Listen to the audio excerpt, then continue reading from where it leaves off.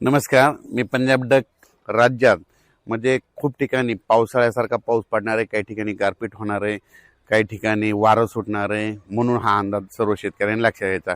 सुरुवातीला आपण काय करू पाहू. आपण सुरुवातीला सांगतो सोलापूर, आपलं कोल्हापूर जिल्हा, सातारा जिल्हा, पुणे जिल्हा, त्याच्यानंतर अहिल्यानगर, त्याच्यानंतर आंबेगाव तालुका, जुन्नर तालुका, त्याच्यानंतर इकडे कराड तालुका, इकडं दोन, बारामती, पाथर्डी, पैठण, वैजापूर, गंगापूर, शिर्डी, राहता ह्या परिसरात. त्याच्यानंतर इकडे बीड जिल्ह्यामध्ये कळंब तालुका, त्याच्यानंतर कळंब तालुका, धारूर तालुका, त्याच्यानंतर म्हणजे बीड जिल्ह्यात बऱ्याच ठिकाणी म्हणजे बऱ्याच ठिकाणी पाऊस पडणार आहे. त्याच्यानंतर लातूर जिल्ह्यात देखील खूप ठिकाणी पाऊस पडणार आहे, म्हणून हा अंदाज सर्व शेतकऱ्यांना लक्ष द्यायचा. नांदेड जिल्ह्यात देखील पाऊस पडणार आहे, म्हणजे 20 पासून ते 26 दरम्यान, म्हणून हा शेतकऱ्यांना अंदाज घ्यायचा.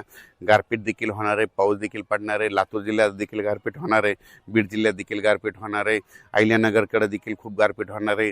त्याच्यानंतर बारामती त्या साईडनं तर खूप गारपीट होणार आहे. बारामती, पुणे जिल्ह्यात खूप गारपीट होणार आहे. त्याच्यानंतर संगमनेर त्या भागात देखील खूप गारपीट होणार आहे.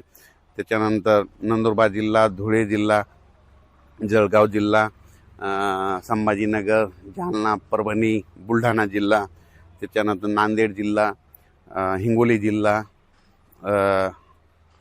ह्या भागात देखील 20 ते 26 एप्रिलच्या दरम्यान पाऊस पडणार आहे, म्हणून हा अंदाज सर्व शेतकऱ्यांनी लक्षात घ्यायचा.